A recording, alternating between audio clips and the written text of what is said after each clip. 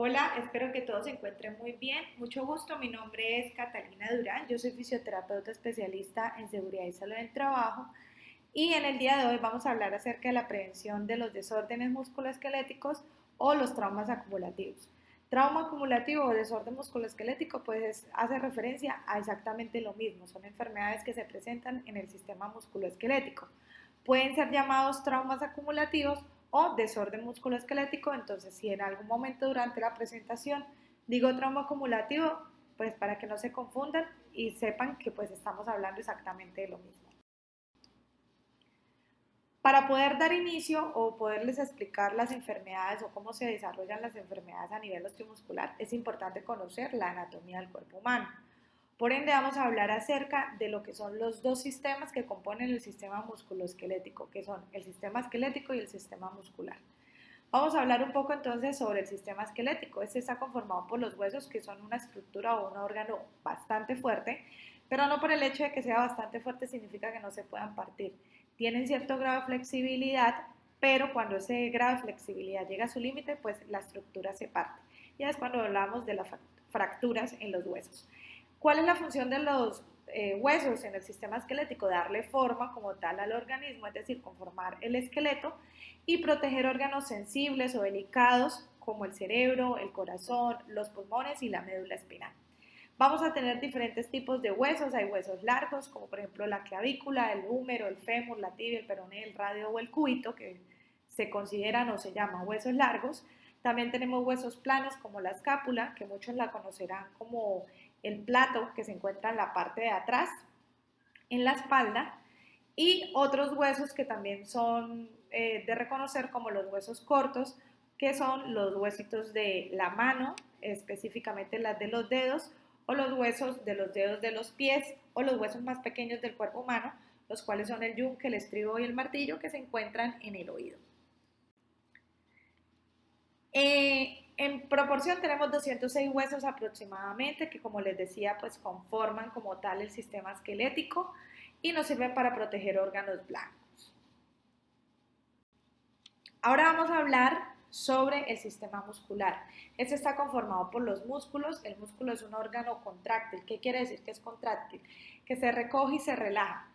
Cuando se contrae el músculo es para permitir un movimiento y cuando se relaja es para facilitar un movimiento. ¿Qué quiere decir esto? Un músculo cuando se contrae es porque ese músculo es el que va a desarrollar la función del movimiento. Y cuando se relaja, es decir, cuando se estira, es porque va a facilitar que otro músculo desarrolle su función. Adicional a eso, el músculo en su parte final va a contener algo que se llama tendón, que normalmente se tiende a confundir con el ligamento, pero lo vamos a ver más adelante.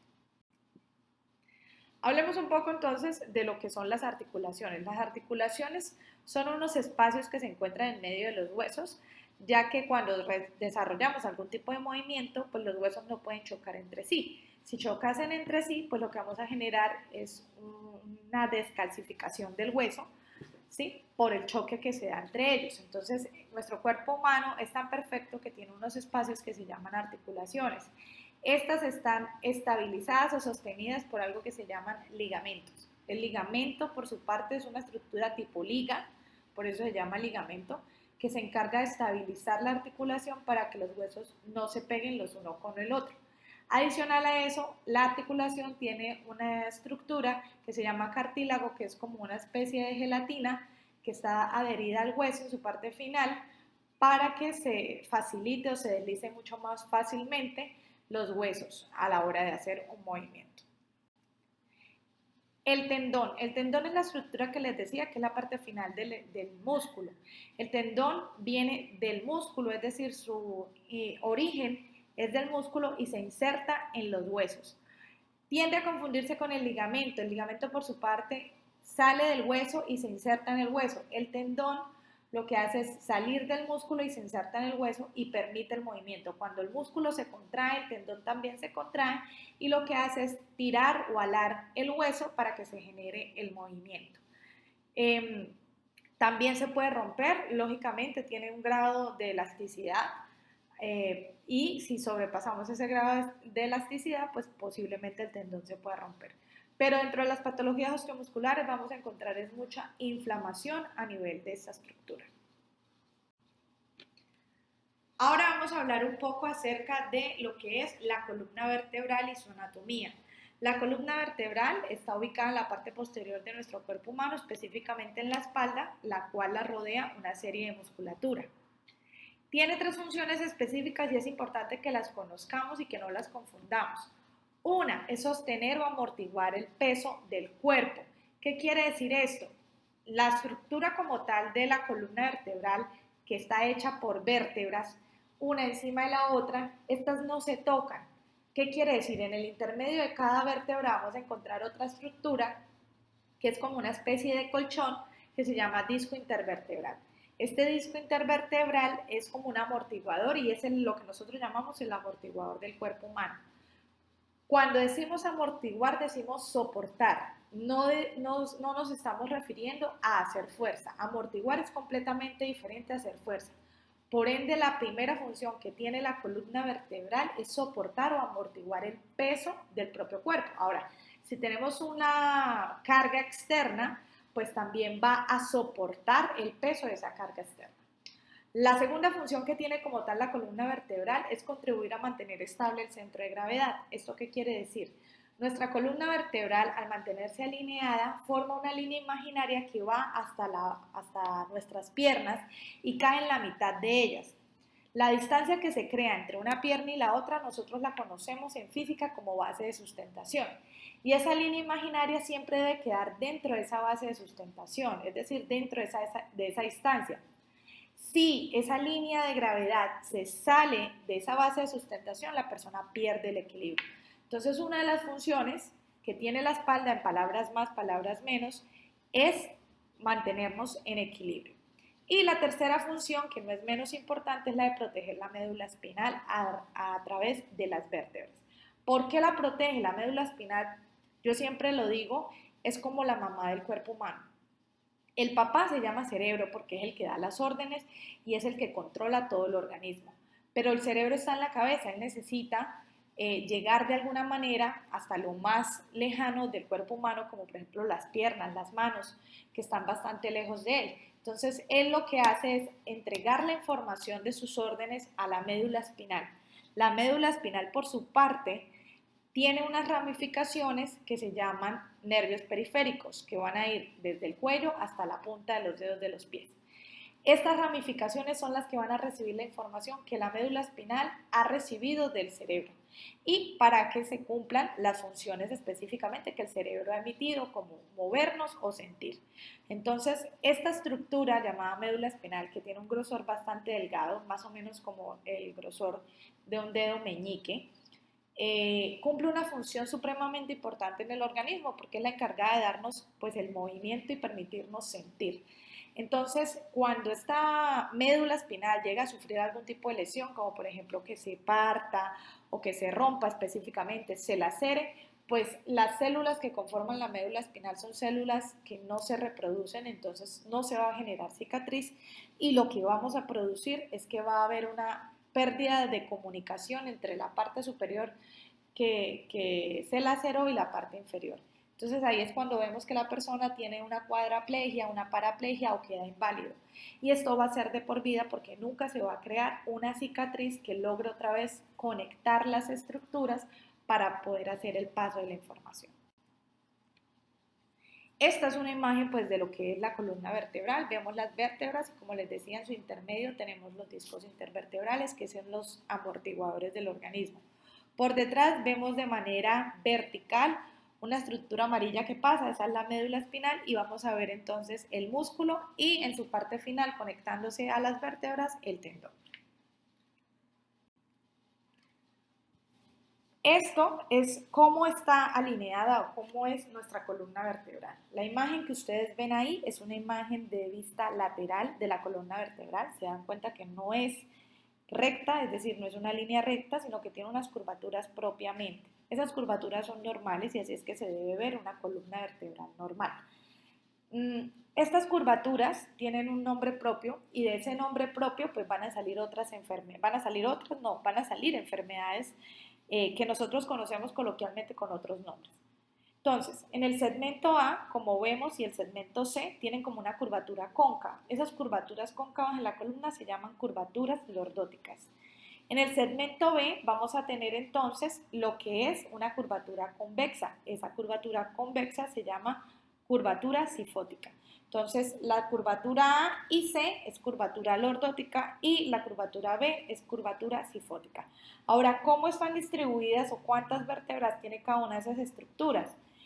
No se van a llamar ABC ni DE como sale ahí en la imagen, sino eso es una referencia. El segmento A en realidad recibe el nombre de columna cervical, está conformada por 7 vértebras. El segmento B está conformado por 12 vértebras y se le puede llamar dorsal o torácico. Y el segmento C está conformado por 5 vértebras y se llama columna lumbar. Los músculos que se ubican dependiendo de la segmentación, pues también van a recibir cierto nombre específicamente por la segmentación. Ahora, hay enfermedades que a partir de esa segmentación reciben el nombre, como por ejemplo un lumbago, porque se produce en el segmento C, específicamente en la zona lumbar, o por ejemplo las cervicalgias, porque se producen específicamente es en la zona cervical. Si es en la zona dorsal se llaman dorsalgias y así respectivamente. Por ejemplo, en la zona lumbar se llamarían lumbalgias. Estas son patologías osteomusculares que se presentan normalmente en espalda.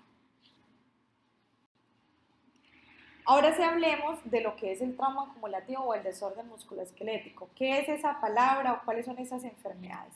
¿Por qué se les llaman así? El desorden musculoesquelético o el trauma acumulativo son enfermedades que se vienen a presentar o a generar porque cuando desarrollamos una actividad sin la precaución debida, sin tener en cuenta de que nuestro organismo también se cansa y se puede lesionar, empezamos a desarrollar unas pequeñas lesiones en nuestras estructuras osteomusculares.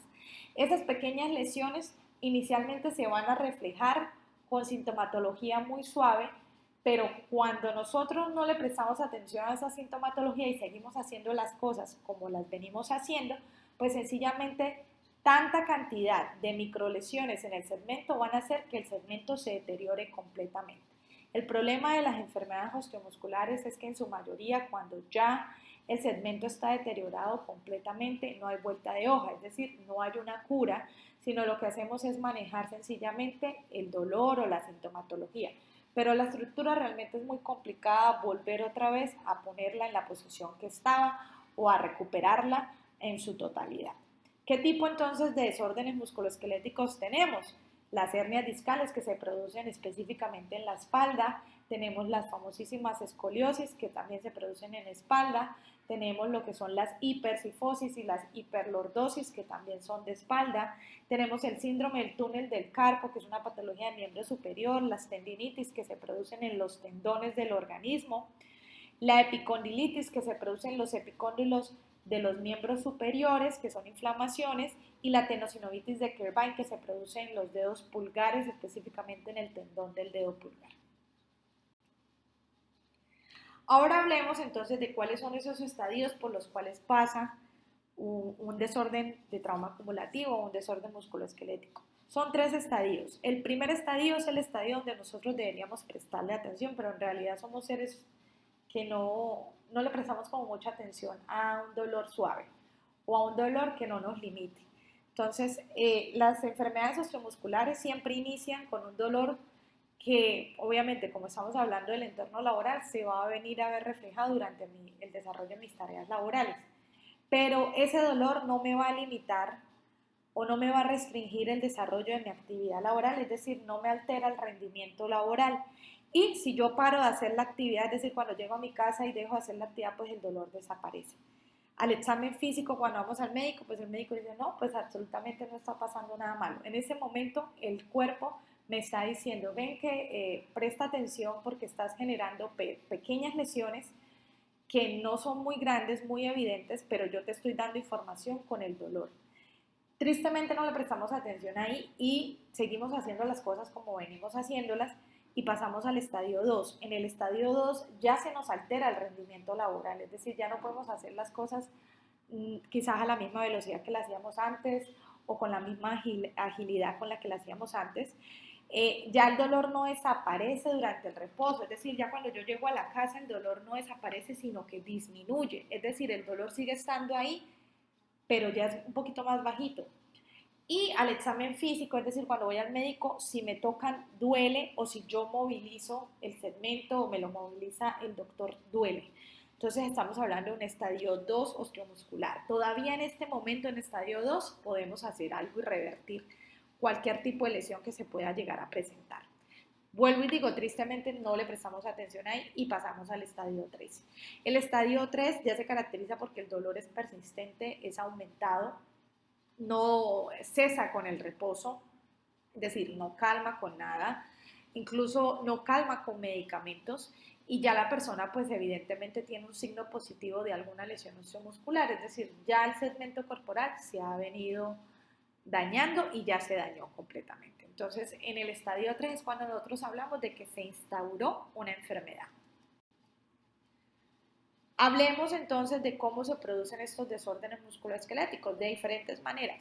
Tenemos desórdenes musculoesqueléticos que se producen por factores de riesgo de carga física, es decir, porque tenemos acción de fuerza del organismo durante una postura, durante un movimiento, durante la ejecución de una máquina que genera vibración.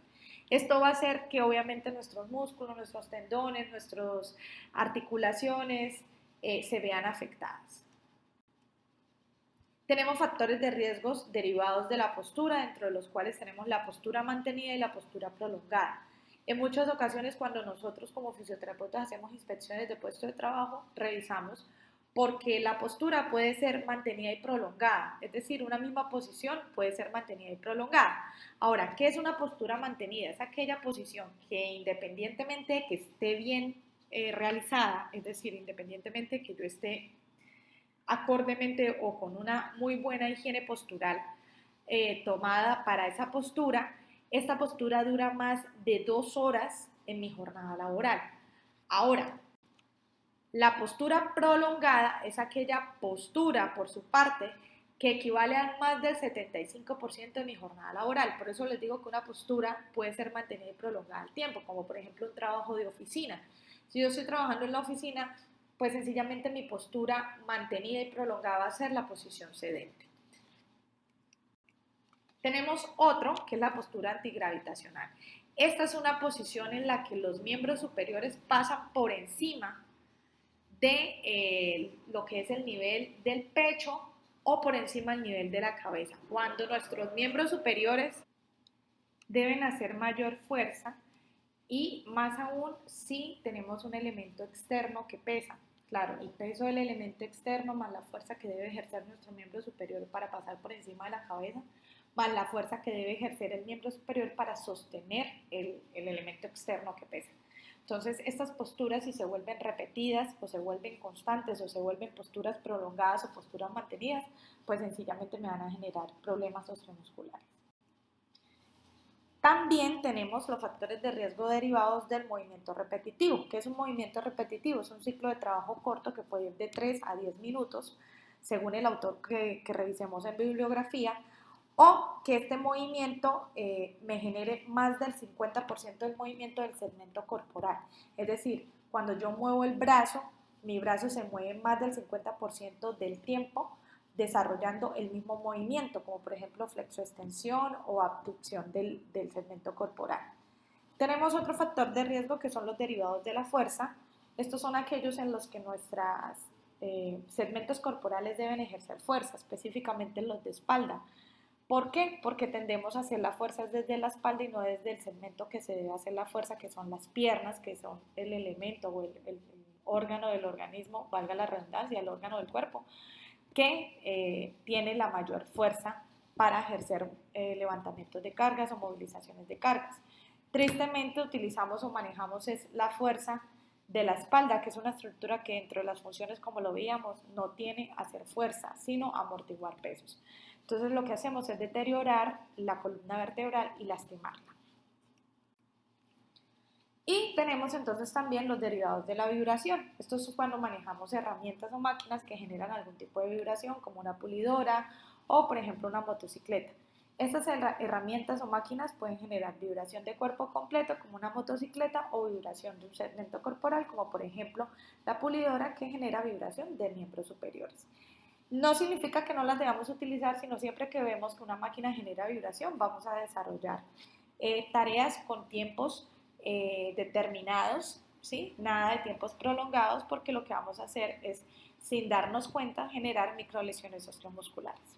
Y obviamente vamos a tener en cuenta también los factores de riesgos individuales, es decir, la edad de la persona, el peso de la persona, si la persona tiene otra patología pues adicional a la que está presentando, si tiene secuelas de algún accidente que haya presentado o de algún trauma que haya presentado o si lo operaron de alguna cosa anteriormente. Entonces, esto va a hacer que obviamente el segmento corporal esté mucho más vulnerable a ser lastimado. Y pues esta era toda la capacitación como tal. Espero pues que les sirva, que hayan aprendido un poco. Ya más adelante hablaremos entonces de lo que son como tal las patologías que se presentan por desorden musculoesquelético en espalda y en miembro superior. Pero es un tema un poco extenso en donde requerimos un poco más de tiempo y espero pues que en esa ocasión podamos volver a encontrar. Muchísimas gracias por su atención, espero que se encuentren muy bien. Hasta luego.